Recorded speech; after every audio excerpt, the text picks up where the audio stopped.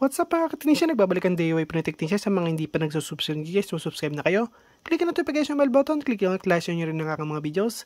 So yun guys, tuturuan ko kayo kung paano gumawa ng capacitor discharger. So ang gamit ko guys dito ay parang siyang electronic load na capacitor discharger. So yun na lang yung ilalagay ko sa title. At kung nakita nyo guys, meron tayo ditong pang charge ng capacitor.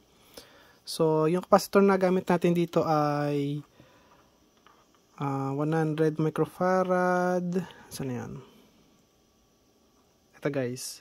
So, 100 microfarad, 450 volts.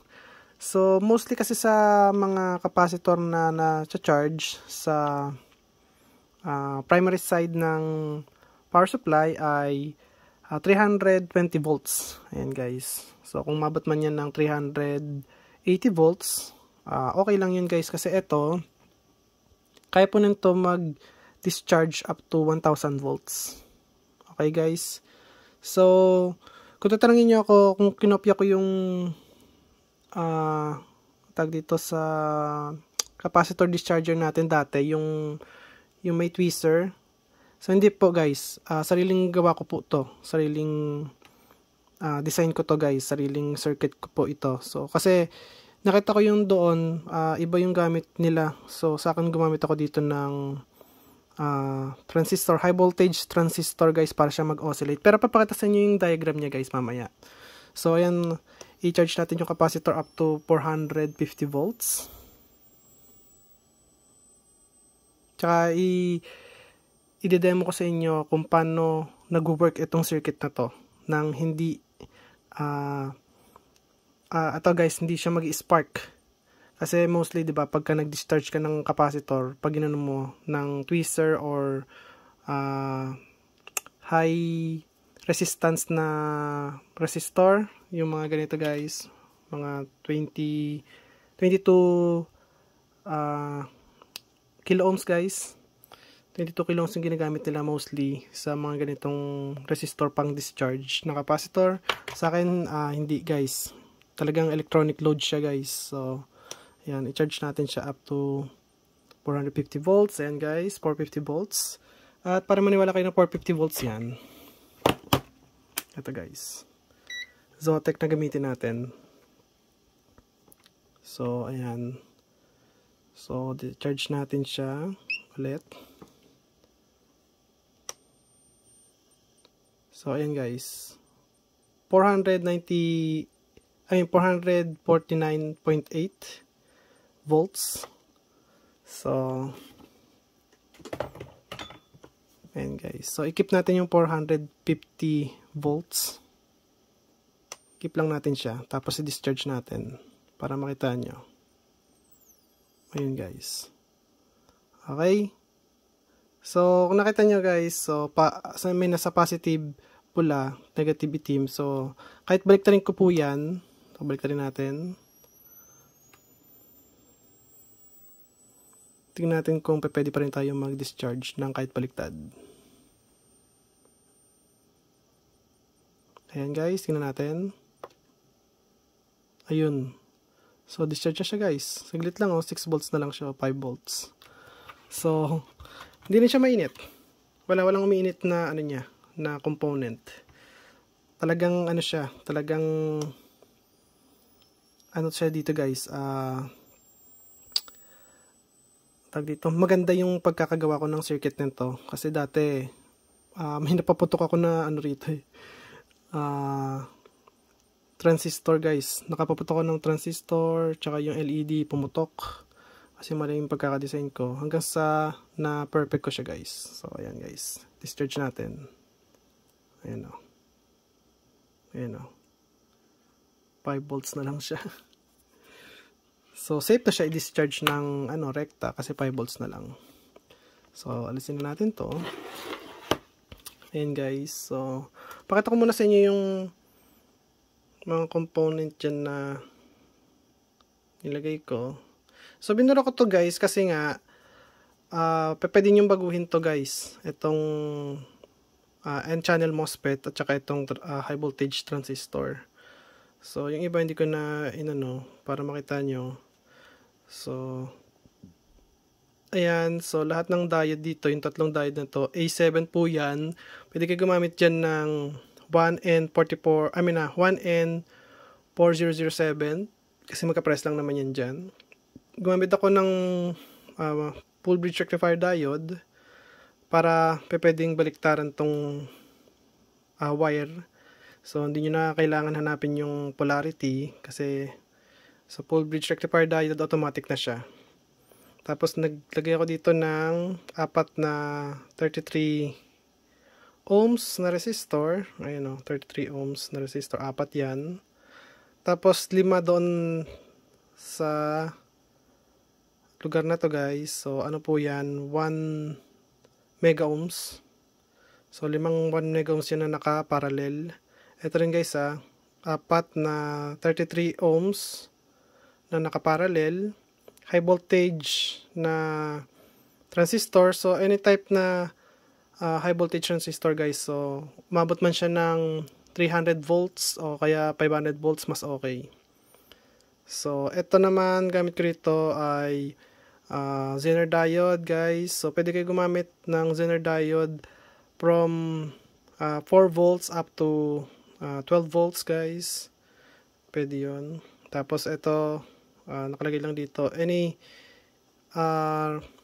resistor guys up to 1000 or 1K na resistor.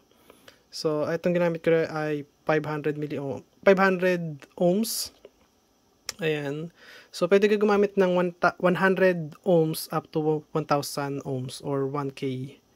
Tapos lagay ko rito ay green LED. Pwede ka gumamit ng ibang LED guys. So, bahala kayo guys kung anong gusto nyong LED ilagay. So, ayan. Talagang minimum lang yung component dyan. Bilang lang guys. Diba? So, eto. Yung circuit. Ayan. So, hindi ko siya nilagyan ng tag dito. Hindi ko siya nilagyan ng value guys. Ay, kasi nakita nyo naman yung value dito. So, full bridge rectifier diode, MB10F. MB10, okay lang yan. So, ayan, hindi ko siya guys nilagyan na. Kayo nang bahala maglagay dyan kung ano ilalagay nyo. Pero yun yung circuit niya. So, dito yung 5, tag dito, 1 mega ohm. So, equivalent yun ay 200K. So, 5 nilagay ko kasi maliit lang yung nilagay ko ano dito kasi resistor. Kung mataas yung ano niyan, guys, watts. So, isa lang ilalagay ko syempre. So, ito yung kailangan mataas na watts. Itong dalawa na to, yung R1 at saka R3. Kasi yan yung may load.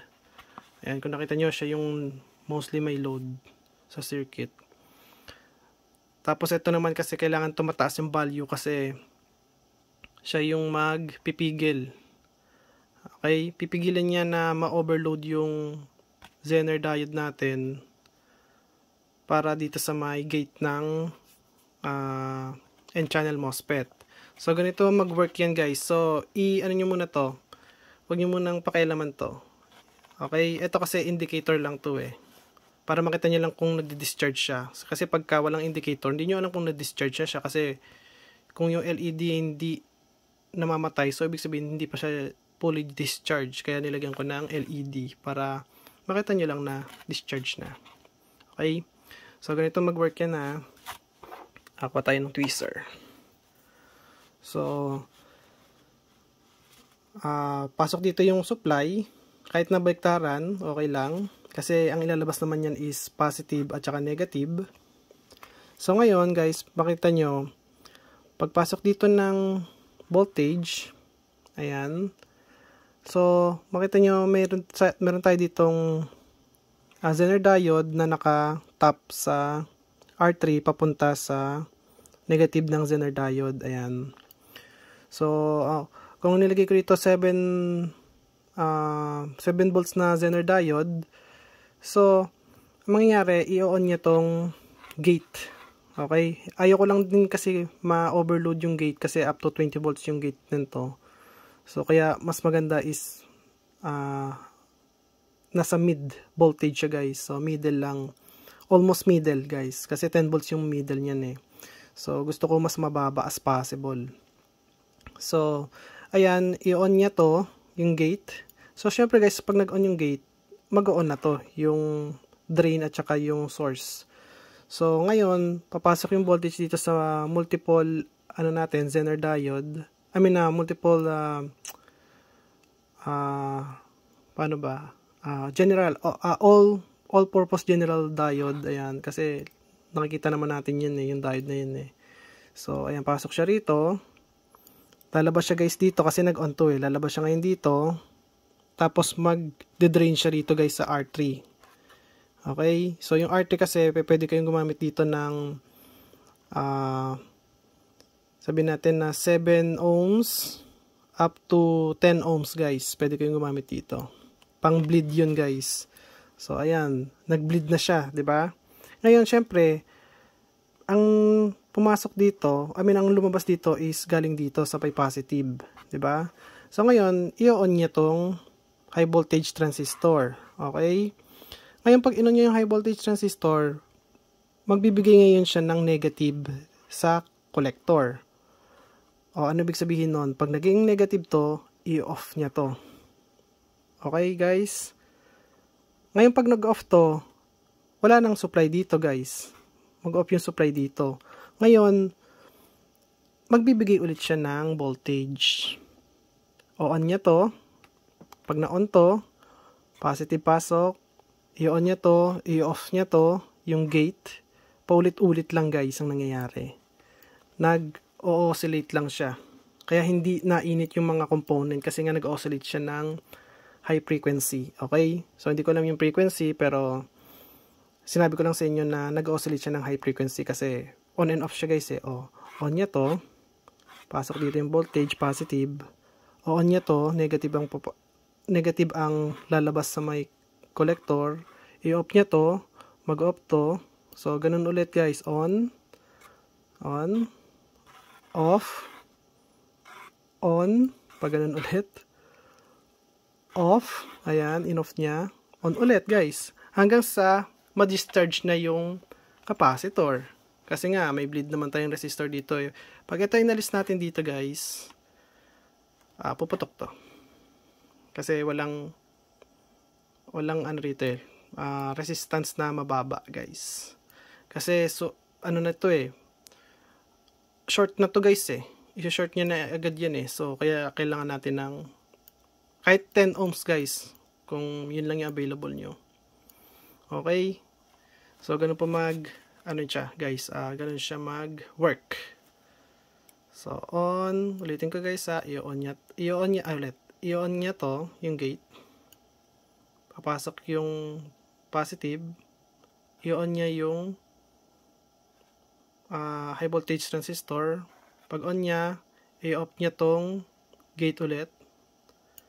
Ganun ulit, on, on, pasok, i-on niya to, off, mag-off siya. Ganun ulit, on. Diba guys? Etong LED, para lang yan guys, sa indicator. Yan lang. Kung ayaw nyo magkaroon ng LED, ayaw nyo maglagay ng LED dito, okay lang. Pwede naman yan guys eh. Pwede kayong maglagay din ng dalawang LED para sure kayo. So, maglagay kayo rito sa kabila naman para makita nyo kung ano yung nangyayari. Pero ito yung pinaka-simple guys. Okay, napaka-simple na yung natin, circuit. So, ayan, sana nagustuhan nyo. So, ayan lang siya guys. Napaka-simple lang talaga niya. So, walang walang daya po yan. Kasi mahirap guys magdaya, di ba? Sabihin nyo, nanloloko lang ako eh. Ayan. So, walang spark yung capacitor kapag ka nagdi-discharge kayo. So, ayan lang guys. At kung nagustuhan nyo ang video ko, huwag kalimutan mag-like, share, subscribe. Click ang notification bell button. Click nyo all guys. Bye. Peace.